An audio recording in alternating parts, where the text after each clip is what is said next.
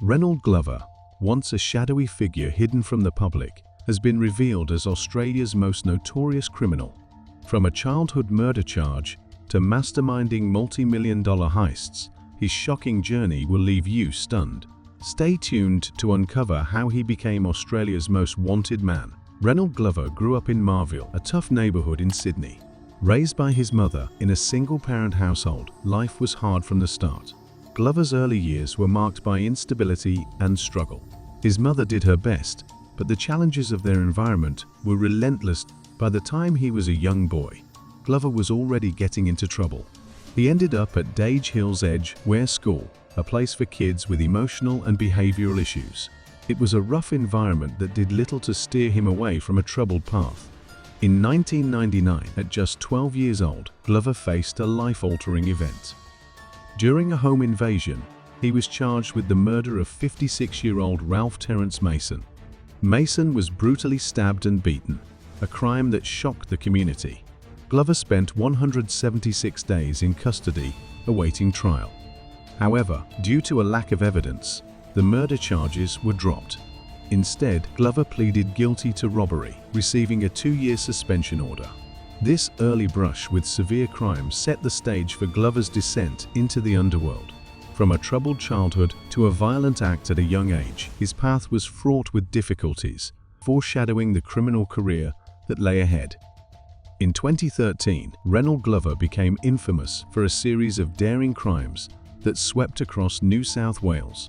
This crime wave was characterized by bold and violent heists, setting Glover apart as a major figure in Sydney's underworld. Glover's criminal activities in 2013 began with a dramatic robbery at the Bendo Bank in Randwick. Armed with a sledgehammer, he smashed his way through the front, creating chaos and fear. Just 6 weeks later, he escalated his criminal endeavors by holding up the Hunters Hill Hotel at gunpoint.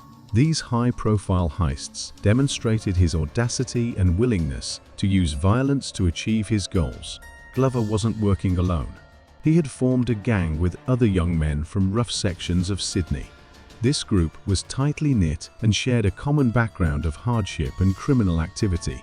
Together, they created a formidable presence in Sydney's criminal landscape. The gang's coordinated efforts and shared skills made their operations more efficient and harder for law enforcement to crack. During this period, Glover and his gang lived a life of luxury and excess. Funded by their criminal activities, Glover himself moved into a luxury waterfront apartment in Sydney's CBD, flaunting his ill-gotten gains. This ostentatious lifestyle only added to his notoriety and the media's portrayal of him as a major criminal figure. In 2009, Sydney was rocked by a series of daring armed robberies targeting cash and transit vans. Reynold Glover and his gang orchestrated these heists with chilling precision. Over a few months, they managed to pull off 6 major robberies, amassing an estimated $6 million in stolen cash. The gang's method was both ruthless and highly effective. The robberies always followed a similar pattern. Balaclava-clad gunmen, armed to the teeth with assault rifles and pistols, would ambush the cash vans. They operated with military-like precision, creating an atmosphere of terror and chaos. Assisting them was a getaway driver, skilled at maneuvering through the city in a rotating fleet of stolen sports cars. This strategy ensured quick escapes, making it difficult for the police to catch them. Glover's ability to plan and execute these heists was remarkable. He and his crew didn't just disappear after the robberies. They flaunted their newfound wealth, living a life of luxury that was starkly at odds with their criminal activities. Glover himself moved into a high-end waterfront apartment in Sydney's CBD. He enjoyed the trappings of success, indulging in expensive tastes and a lavish lifestyle. This period marked the peak of Glover's criminal career, blending audacity with a taste for opulence. The 2009 armed robberies showcased Glover's transformation into one of Sydney's most notorious criminals. His boldness and ability to evade capture for so long made him a significant figure in the city's underworld. The combination of ruthless efficiency in his crimes and his extravagant lifestyle painted a picture of a man who had mastered the dark art of high-stakes robbery. In 2009, the investigation into Reynold Glover's criminal activities took a significant turn with the discovery at the Meriton complex.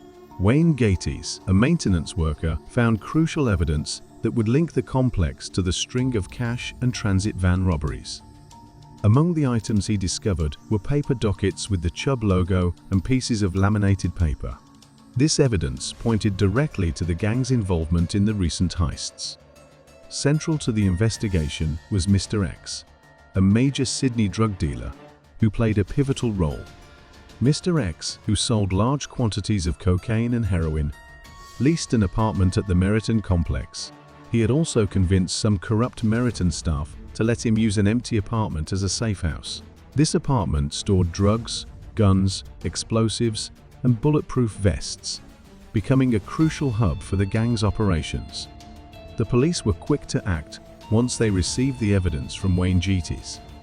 Their investigation intensified as they discovered that a silver Audi, used as a getaway car in one of the robberies, had been caught on the Meriton complex's CCTV footage.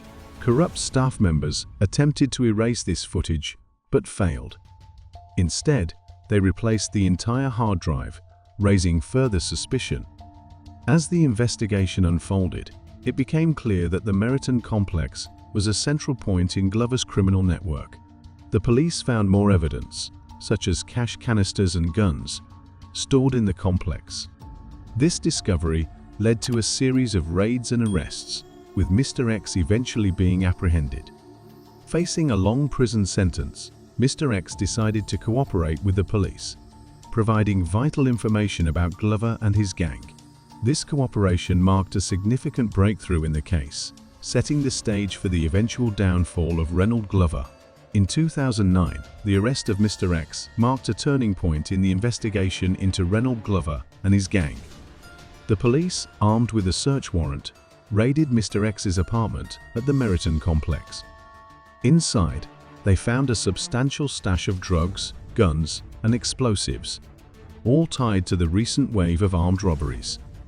Mr. X, a significant figure in Sydney's drug scene, was quickly apprehended and charged with large-scale drug supply and possession of illegal firearms and explosives. Facing a lengthy prison sentence, Mr. X saw an opportunity to reduce his time behind bars. He struck a deal with the police, offering vital information about Glover and his criminal activities in exchange for a lighter sentence. This cooperation was a major breakthrough for law enforcement, providing them with the intelligence needed to dismantle Glover's operation. With the information from Mr. X, the police were able to pinpoint Glover's location. On August 21, 2009, at 6 a.m., they executed a raid on Glover's luxury waterfront apartment in Sydney's CBD. Glover was found in the bathroom, and a thorough search of the apartment yielded critical evidence. They discovered a BMW car key linked to one of the robberies, a black balaclava, and a copy of the Sunday Telegraph featuring an article about one of the heists. This evidence was instrumental in connecting Glover to the string of armed robberies that had terrorized Sydney. The arrest of Glover and his crew was a significant victory for the police, bringing an end to their reign of terror. The cooperation of Mr. X had paid off, leading to the downfall of one of Sydney's most notorious criminal figures and dismantling a major criminal network. Reynold Glover's trial was an extensive affair, lasting 97 days and drawing significant media attention. The prosecution presented a mountain of evidence linking Glover and his gang to the armed robberies, including the items found in his apartment. Despite the strong case against him, Glover's defense fought hard, but the trial ended with him being moved to a supermax prison due to his dangerous reputation. During this period, Glover didn't just sit quietly. He orchestrated attempts to intimidate Mr. X, the key witness who had turned against him. Using the prison phone, Glover enlisted 3 men to threaten Mr. X, trying to coerce him into recanting his testimony. The plan was to meet Mr. X at a McDonald's and give him an ultimatum: recant his evidence, leave the country, or face severe consequences. However, Mr. X informed his police handler, who monitored these threats closely. Despite being behind bars, Glover continued his criminal activities.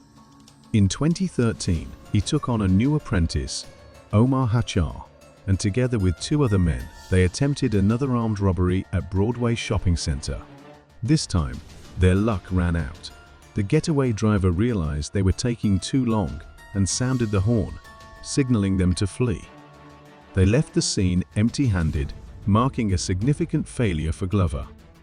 Not long after, Glover sought revenge against a rival, Bol Hamai, who had wronged his mother. Armed with a Glock pistol, Glover went to a property in Auburn, Sydney, where he believed Bal Hami was hiding. When Bol Hami didn't come out, Glover unloaded 31 shots at the front door, hitting Bal Hami's aunt, Meha Hami, multiple times. Despite her severe injuries, she survived. Reynold Glover's sentencing marked a significant moment in Sydney's criminal history. In 2014, he was found guilty of shooting with intent to murder and received a maximum sentence of 21 years and 6 months, with a non-parole period of 16 years.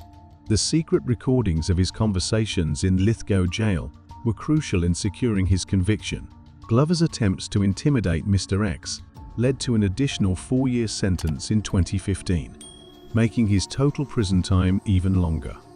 Glover's arrest and sentencing sent shockwaves through Sydney's underworld.